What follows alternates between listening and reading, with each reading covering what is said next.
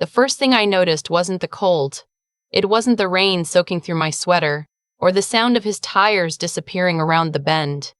It was the silence after. Just me, the dark, and my daughter pressed against my chest, too stunned to cry. My husband and I had been fighting since we left the hospital. 3 days after I gave birth to our daughter, Lily, and he was already tired of the inconvenience of it all. The nurses had given me discharge papers, a car seat instruction sheet, and a Ziploc bag with sample diapers. My husband, Scott, had carried exactly nothing to the car.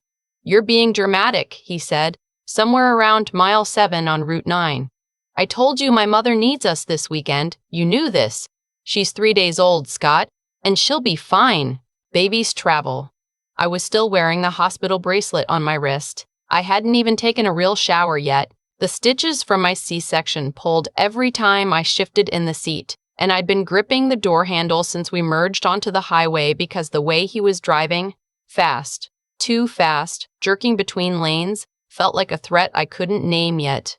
Lily started fussing somewhere around the Ridgemont exit. The small hiccupy cry of a newborn who doesn't know why the world feels wrong. I unbuckled my seatbelt to reach back and put my hand on her chest, the way the NICU nurse had shown me, and Scott lost it. "Don't do that while I'm driving. She's crying. She'll stop." "She won't. She's hungry. I need to. Sit down, Anna." I sat. Lily didn't stop. The rain started around the same time, just a drizzle at first, then that flat, heavy kind that makes the road look like a mirror. Scott pulled off onto a road I didn't recognize. No streetlights. Pine trees on both sides. "What are you doing?" I asked. He didn't answer. He put the car in park. He looked straight ahead. "Get out." I laughed. Actually laughed because it was absurd. "What? Get out of the car. Take her. I need 10 minutes without this noise." "Scott, it's raining. She's 3 days old." I said, "Get out." What I remember next is the cold hitting my face. The door was open. He had reached across me and opened it, and I was outside before I fully understood how, Lily in my arms, my socks already wet on the gravel shoulder. I turned around and his window was already rolling up. I saw his face for just a second. Not angry, not even cruel. Just done. He drove away. I stood there until his taillights disappeared. My phone was in my purse. My purse was in the car. My wallet was in my purse. I had my daughter, my hospital bracelet, and a soaking wet sweater, and I was standing on a county road in the dark. Lily made a small sound. Not crying. Something smaller than that, like a question. "I know," I told her. "I know." I started walking in the direction he'd come from, toward what I hoped was Route 9. Lily was against my chest, my arms wrapped around her, and I kept my eyes on the white line at the edge of the road, because it was the only thing I could see clearly.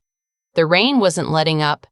I counted steps because it was the only thing that kept me from falling apart completely. 1, 2, 3. Don't think about the stitches. Don't think about the fact that you have no shoes that aren't soaked through. Don't think about what you're going to do. I made it maybe a quarter mile before headlights appeared behind me. I moved further off the road without thinking, instinct or fear or both. The car slowed. A window came down. "Ma'am, are you all right?" The voice was a woman's, older. I turned and saw a dark green Subaru, hazards blinking now, and a woman leaning across the passenger seat to look at me. White hair pulled back, glasses, a face that belonged in a church potluck or behind a library desk somewhere safe. My voice came out wrong. Thin. "I need help." She was out of the car before I finished the sentence. Her name was Helen. She didn't ask a lot of questions right away. She just opened the back door and helped me get Lily into the car seat she had, somehow, in the back, which she explained belonged to her granddaughter. She turned the heat up without being asked. She handed me a fast food napkin for my face, which I didn't realize until that moment was wet with more than rain. "Where do you need to go?" she asked, once she was back in the driver's seat. "I don't know," I said. And then, "I'm sorry. My phone is gone. I'm Robert Sinclair, 6 City, 7 years old, and I'm Robert Sinclair, 6 City, 7 years old, and I'm Robert Sinclair, 6 City, 7 years old, and the only address I could think of was my mother's. But my mother lived in Claremont, 40 minutes north, and I hadn't spoken to her in almost a year. Not since I'd chosen Scott over the things she'd tried to tell me about him. I gave Helen my mother's address. She didn't flinch. She just typed it into her GPS and pulled back onto the road. My mother came to the door in her bathrobe. When she saw me, soaked, holding Lily, standing on her porch at 10:30 at night, she didn't say a word. She just opened the door wider. Helen waited until I was inside before she drove away. I never got her last name. I never got to thank her properly. I think about that sometimes, the strange grace of strangers who appear exactly when you need them and ask for nothing in return. My mother made me chamomile tea and dry toast, and she sat across from me at the kitchen table while Lily slept in a laundry basket lined with a folded quilt, and she didn't once say, "I told you so." That was the most generous thing she'd ever given me. "You can stay here," she said. "As long as you need, Mom, Anna." She looked at me over the rim of her mug. "You just walked a quarter mile in the rain with a 3-day-old. You're allowed to stay somewhere safe." I stayed. Scott came to my mother's house 2 days later. He rang the doorbell like he had every right to.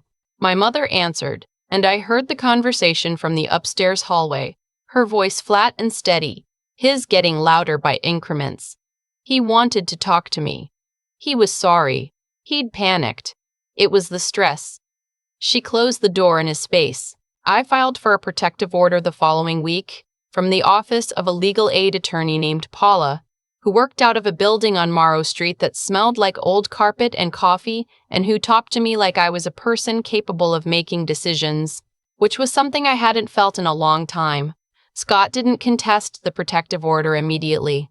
What he did instead was clean out our joint bank account, $4,300, gone in a single transfer to an account I didn't have access to.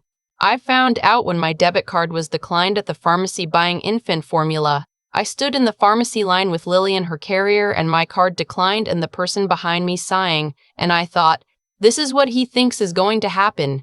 He thinks I'll come back because I have to. I didn't go back. My mother's neighbor had a contact at the County Department of Social Services. Within 3 weeks, I had emergency rental assistance, a spot in a support group for survivors that met Tuesday evenings at a Methodist church on Birch Street, and a referral to a family law attorney named Garrett who agreed to take my case on a sliding scale.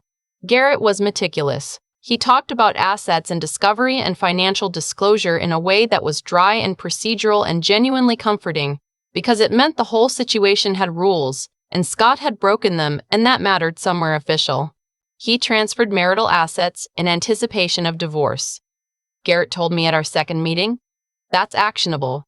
We can go after the full 4,300, and then some."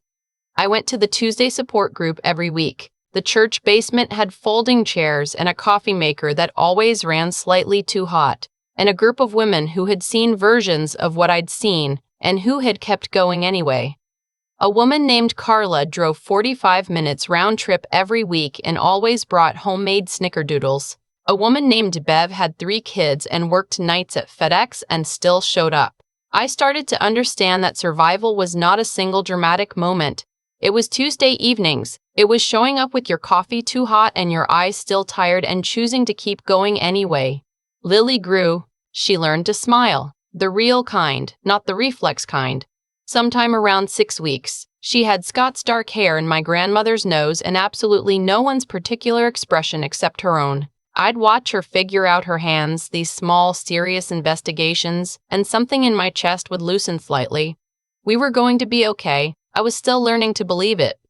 Garrett sent me a document request through his portal on a Wednesday afternoon. Routine, he said. I needed to gather any financial statements, tax returns, anything with both our names on it. I spent a Saturday morning going through a box I'd brought from the house. The kind of box you pack in a crisis, full of things that seem important but turn out to be mostly old mail and expired coupons. At the bottom of the box, under a manila envelope full of old tax returns, was a photograph I didn't recognize. It was small, maybe wallet-sized, slightly creased. A woman I didn't know. Young, dark hair, laughing at the camera. On the back, in handwriting I didn't recognize, Meredith. 1987. We'll always know. I almost put it back. It wasn't my photo. It wasn't anyone I knew, but the woman in the photograph had a nose I recognized. The same nose I saw every day in my bathroom mirror. The same nose Lily had.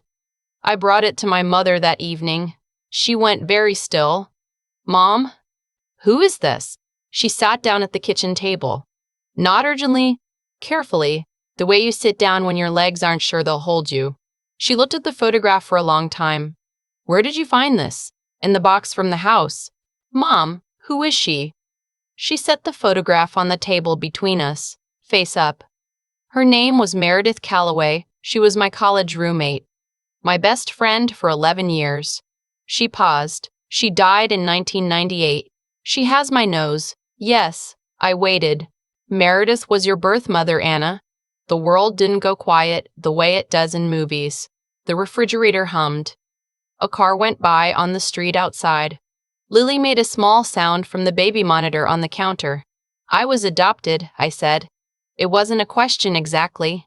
"At 14 months. Your birth mother, Meredith." She was in a situation she couldn't get out of. Her husband was not a safe man. She tried to leave twice. The second time she made it out with you, but he found you both 3 days later. My mother's voice was steady, the way steady voices are when someone has been holding a thing for a very long time. "She brought you to me. She said she needed someone she trusted to keep you safe while she figured out the next step. And then she went back to talk to him. To try to get the rest of her things, her documents, the money in their account." My mother stopped. She never came home. The photograph was still on the table between us. Meredith Calloway, 1987, laughing at something I'd never know. "The police listed it as an accident," my mother said. But I never believed that. Neither did the one friend who stayed in contact with her after the marriage, a man named Walt who had known her since high school. He spent years trying to get someone to look into it seriously. She looked at me. "I didn't tell you because I didn't know how. And then the years went by, and then you met Scott, and I thought you thought I was safe. I thought you were happy. I was neither. And somehow my birth mother's story and my own had turned out to rhyme in the worst possible way. 2 women who left. 2 men who couldn't stand losing. The difference was that I was still here. I called Garrett the next day and told him what I'd found. He was quiet for a moment, and then he said something I hadn't expected. "There may be property implications from the birth family line, depending on how the estate was handled. Do you want me to look into it?" I said yes. 3 weeks later, Garrett came back with a name, Walt Briggs. 71 years old, retired schoolteacher, lived in Fayetteville, Arkansas. He had been the executor of an informal estate. Meredith's savings, a small piece of land she'd inherited from her own mother, which her husband had attempted to claim after her death. The claim had been successfully contested by a distant relative, held in trust, and Walt had spent the better part of 2 decades trying to locate the daughter he knew existed somewhere. He had a number on file through a legal aid network. My attorney called it. Walt called me the next afternoon. He had a quiet voice, the kind that sounds like it's already thought carefully about what it's saying before it comes out. "I've been looking for you for a long time," he said. I had heard those words before, from the video of a story like mine, or maybe from the part of myself that always knew some pieces were missing. I gripped the phone. "She talked about you every time I saw her," Walt said. "Right up until the end. She called you her best decision." I didn't say anything for a while. Outside my mother's window, a neighbor's kid was riding a bike in circles in the driveway. Lily was asleep in the next room. The afternoon light was coming in at that particular angle that makes everything look like it's being remembered even while it's happening. "Tell me about her," I finally said. So, he did. The family law case settled 4 months later. Scott's attorney presented a figure.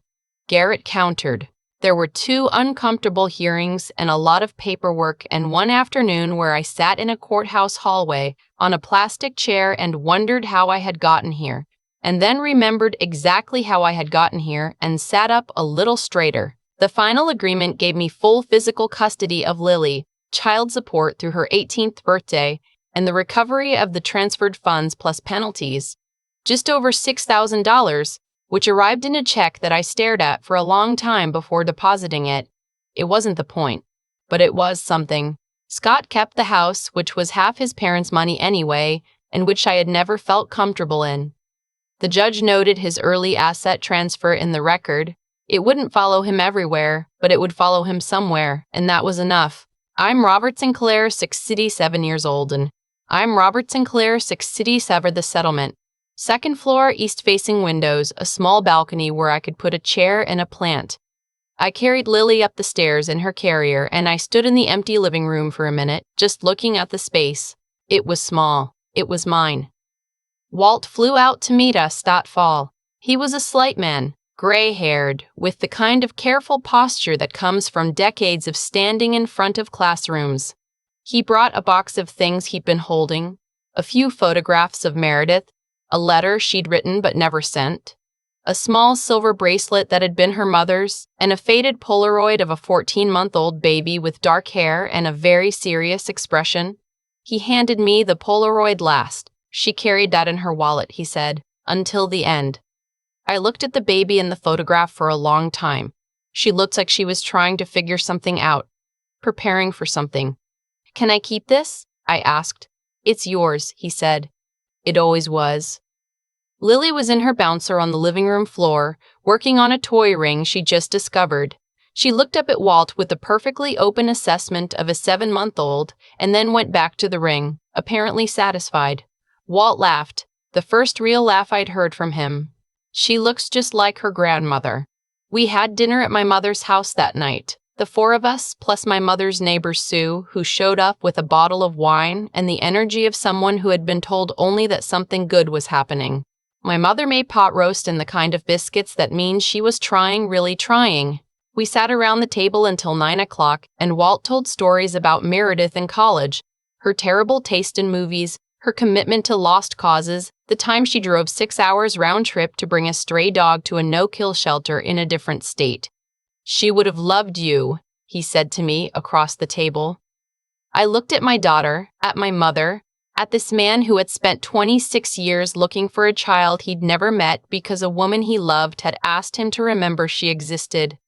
I think I would have loved her too, I said. Some things I want to say because I think they matter. Recovery is not linear. There were weeks after I left Scott where I second-guessed everything. The timing, my choices, whether I was being too hard on him, whether I was making Lily's life harder than it needed to be. There were nights I sat in the dark in my mother's guest room and thought, maybe this is just what marriage is. Maybe I expected too much. What got me through those nights was not a single conversation or a single realization. It was accumulated evidence. It was Paula at Legal Aid who treated me like I was capable of making decisions. It was Garrett who said, actionable, like it was a gift. It was Carla with her snickerdoodles and Bev who drove from 40 minutes away and still showed up. It was my mother who opened the door and said nothing except come in. It was Helen, the woman with the Subaru, who pulled over in the rain on a dark road and didn't ask a single question that wasn't useful. I think about Meredith sometimes. I think about the fact that she did the same thing I did, tried to leave, kept moving, put her child's safety first. She didn't make it out. I did. The difference between us isn't that I was stronger or smarter. The difference is that I had people who showed up, and she ran out of them at the wrong moment. I try not to take that for granted. Lily is almost a year old now. She's starting to pull herself up on furniture, very pleased with herself, falling down with great drama and getting back up immediately. She thinks this is a game. She's right. Walt calls every Sunday. He's teaching her to wave at the phone screen, which she finds hilarious and which she finds, I think, the best part of his week. My mother is taking a watercolor class on Thursday evenings, which she describes as relaxing and which has produced some genuinely alarming paintings of fruit that she hangs on the refrigerator anyway. The silver bracelet that belonged to my birth grandmother lives on my wrist now. It's small and plain and slightly tarnished, and I haven't taken it off since Walt gave it to me. The apartment has good light in the mornings. I make coffee, and I sit by the east window and I watch Lily figure out the world, piece by piece. We are going to be okay. We already are. I used to think the hardest part of leaving was the moment itself, the rain, the dark road, Scott's taillights going around the bend, standing there with Lily and realizing that every single thing I needed, my phone, my wallet, my sense of what was going to happen next, was gone with him. But that wasn't the hardest part. The hardest part came later. In the quiet. In the weeks at my mother's house when I kept replaying the marriage looking for the moment I missed, the signal I should have caught, the version of me that could have seen it coming and turned around. That kind of thinking will hollow you out if you let it run long enough. What I know now, that I didn't know then, is that actions compound. Not in any mystical sense, just practically, the way a small leak in a wall will eventually bring the whole thing down. Scott made 100 small choices before that night on Route 9, so did I. The difference is that his choices were about control and mine were about accommodation, and those two things in a marriage will eventually meet at a breaking point. We just happened to meet at ours on a county road in the rain with a 3-day-old between us. I think about Helen sometimes, the woman who pulled over. She made a choice in about 4 seconds. Dark road, strange woman, baby, rain. She could have kept driving. Most people would have. What she did instead required a kind of moral clarity that I've been thinking about ever since. She saw a situation that needed a response, and she responded, without calculating what it would cost her or whether it was her responsibility. That is not a small thing. That is, actually, a very hard thing that looks easy from the outside. And Walt, 26 years. He kept a box of photographs and a letter and a silver bracelet and a Polaroid of a baby he'd never met because a woman he loved had asked him to remember she existed. That's not sentiment. That's a decision. Made and remade every year to keep faith with something even when there's no practical return on it. I think what Scott never understood, what I'm not sure he's capable of understanding, is that how you treat people in their weakest moments is not separate from who you are. It is exactly who you are. The night he opened that car door and drove away, he wasn't having a bad moment. He was showing me something true about himself that I had been explaining away for years. I was lucky. I had a mother who opened the door, an attorney who used the word actionable like a gift, a room full of women on Tuesday evenings who kept showing up. I had Walt who called on a Sunday afternoon and said, "I've been looking for you," and meant it. What I want to say to anyone who is standing on a dark road right now, in whatever form that takes, the people who pull over exist. They are less dramatic than you'd hope, and more ordinary than you'd expect. And they show up in suburbs and church basements and legal aid offices, and they will not make a speech about it. They'll just ask if you're hurt and turn the heat up and drive. That's what I learned from all of this. Not to wait for a perfect rescue, just to keep walking toward the light at the end of the road and to pull over for someone else when it's your turn. It will be your turn.